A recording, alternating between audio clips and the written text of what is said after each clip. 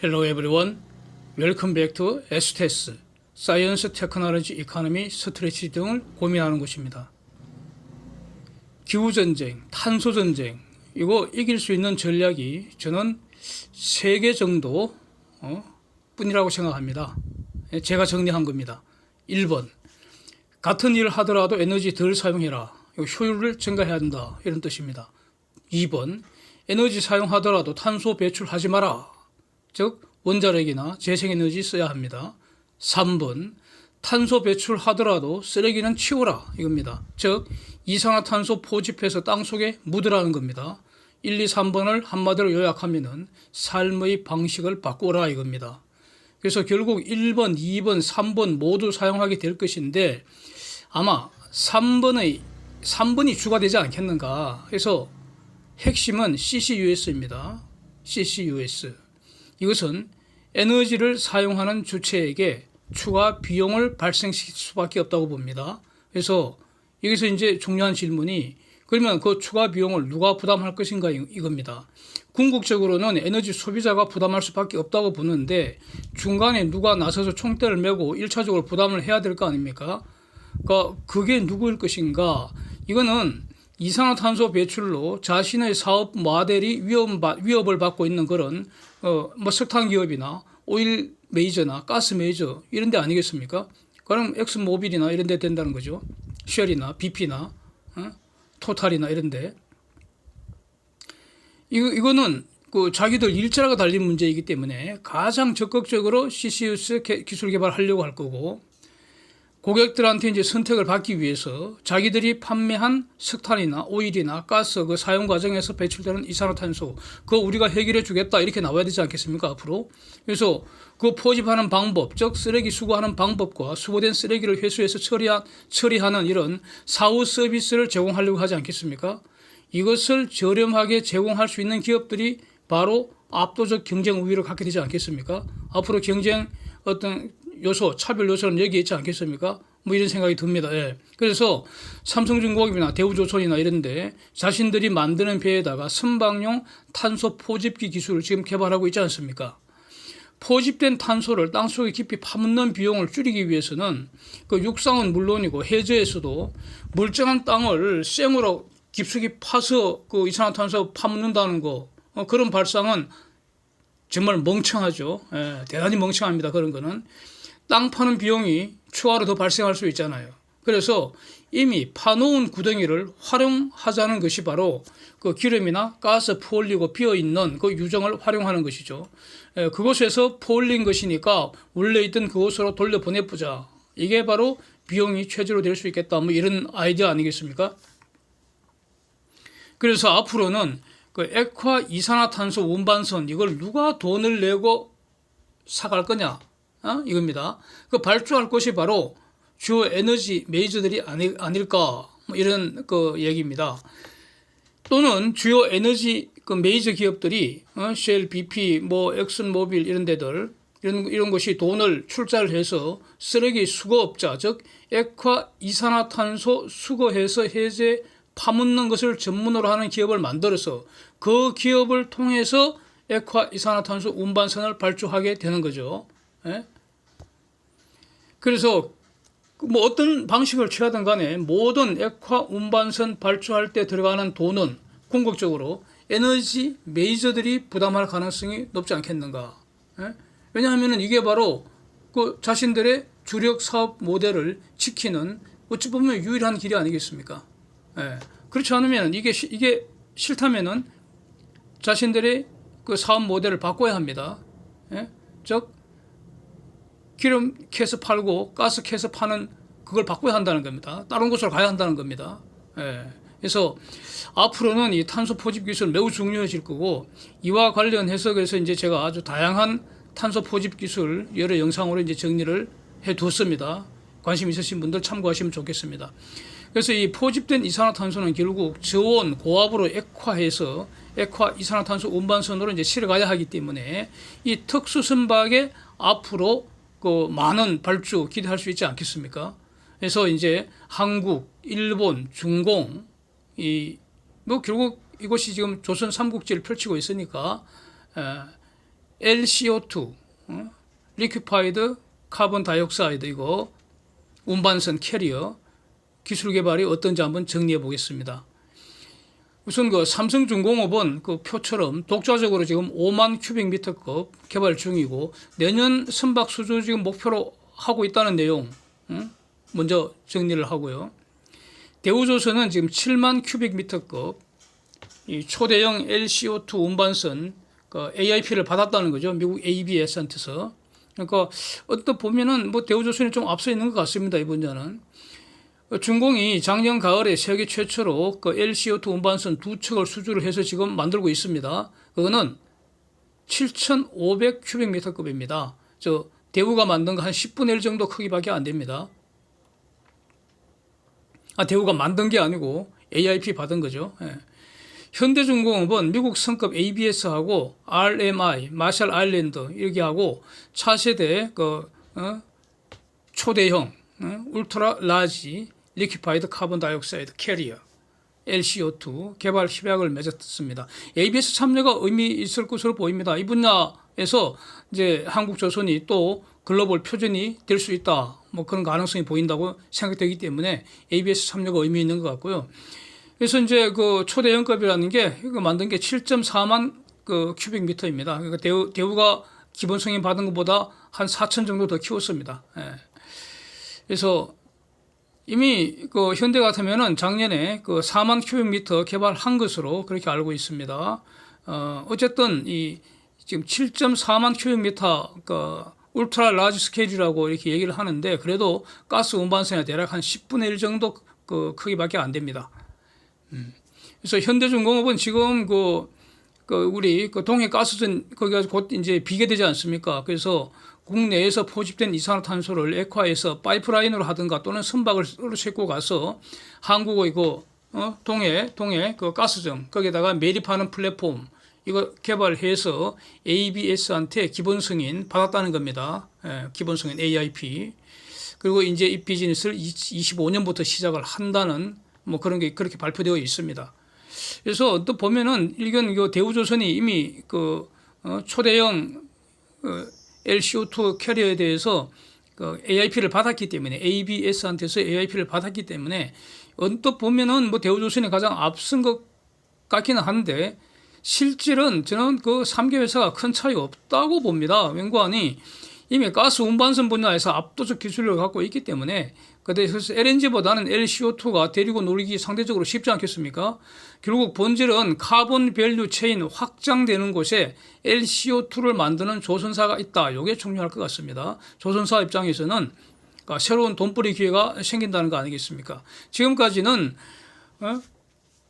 그 오일가스 요걸 팔면 끝이었는데 지금부터는 오일가스 사용하고 남은 쓰레기 CO2까지 포집을 해서 이걸 수거를 해서 파묻어야 끝이 난다는 겁니다. 탄소 밸류 체인이 확장된다. 이게 요걸 할 수 있어야지 앞으로의 게임에서는 이런 CO2 포집 수거 파묻는 요게 바로 게임 체인징하는 테크놀로지가 되지 않겠는가 이런 의미입니다. 그래서 not 수소 경제, but carbon capture economy 이렇게 말하는 게 맞을 것 같습니다. 수소 경제라는 건 저는 처음부터 저는 실현 불가능하다는 취지로 수년 전서부터 계속 말씀드리고 있습니다. 그래서 결국 탄소 포집해서 저장하는 이런 경제 체제로 가는 거 아니냐. 이거는 결국 탄소 경제 확장 아닌가 이렇게 보여집니다. 저는. 그래서 이제 일본을 한번 보면은 미쓰비시 조선소죠. 여기는 포세도니아 2022 얼마 전에 있었던 그리스 아테네에 있었던 그 선박 박람회에서 프랑스 승급인데 뷰로 베리타스 BV 여기에서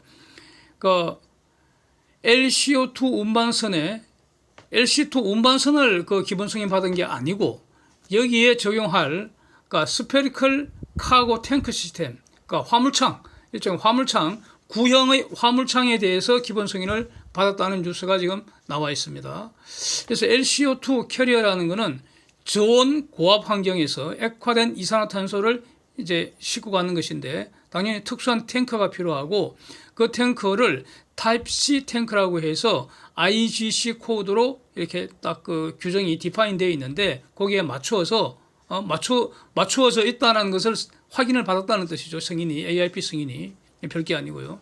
그래서 이런 타입 C 탱커 여러 가지 구조가 많이 알려져 있습니다. 핵심은 구조일 텐데 그 원통형 실린드리클이냐, 빌라브드냐, 아니면 그 트릴라브드냐, 여러 가지 그 디자인 방식이 알려져 있는데 그 중에 미쓰비시는 자기들이 LNG 화물창에서부터 사용하고 있는 그 모스 타입과 같은 원리로 A New Spherical Cargo Tank System for LCO2 Carrier, LCO2 운반선에 적용할 어떤 새로운 형태의 구형 그 화물창 이거 개발했다 이런 취지로 이해가 됩니다.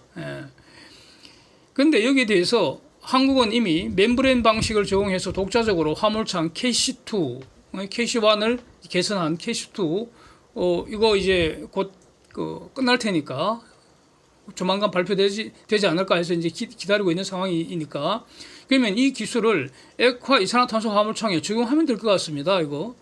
그래서 결국 이 액화 이산화탄소 운반선 분야에서도 한국 기술이 일본보다 더 우수하게 되지 않을까 일단 이런 감이 듭니다. 일본 측 주장은 원형 구조가 내부 압력 등에 의한 그 구조적 안정성이 훨씬 더 증가한다 이런 주장인데 저런 주장은 LNG 분야에서도 이미 나왔던 주장인데 이미 LNG에서는 멤브레인 형태가 지금 천하대세가 되어버렸고요. LNG는 영하 162도를 관리해야 되고 CO2는 57도 정도입니다. 그러니까 LNG보다는 CO2를 데리고 놀기가 훨씬 용이하다 이겁니다. 그런데 이제 멤브레인형으로 하면은 같은 배에서 화물량을 더 증가시킬 수 있다. 그래서 훨씬 더 경제적이라는 거죠.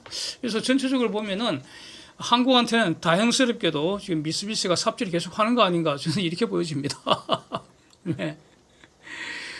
뭐 AIP 인정 받았다는 거는 뭐 대우든 아니면 현대든 뭐 다 마찬가지죠. 그냥 성급이 정하는 규칙과 기준, 즉 IGC 코드에 부합한다는 것을 확인하는 것뿐입니다.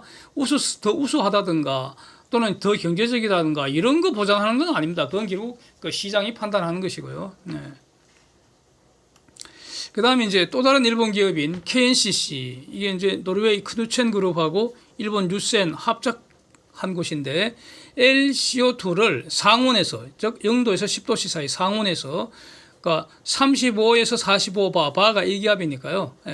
현재 보통 우리가 느끼는 이 기압의 35배 내지 45배 고압 상태로 운송할 수 있는 PCO2 압축 고압이니까 압축되어 있겠죠.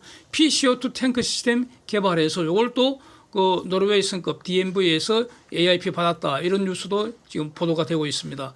그래서 지금 일본은 배 자체보다는 화물창 기술에 우선 관심이 있는 거 아니냐 일종의 부품에 해당된다고 볼 수 있는데 그래서 대형 배를 만들려면은 인프라를 갖고 있어야 되고 그 다음에 만들 때 경쟁력이 있어야 되는데 전부 원가 경쟁력이죠. 결국 한국하고 중국하고 경쟁이 매우 부담스러워하는 거 아닌가. 그래서 미리 알아서 저렇게 지금 접근하는 거 아닌가 언뜻 싶기도 합니다. 하여튼 우리로서는 걱정할 필요가 없지 않은가 싶습니다.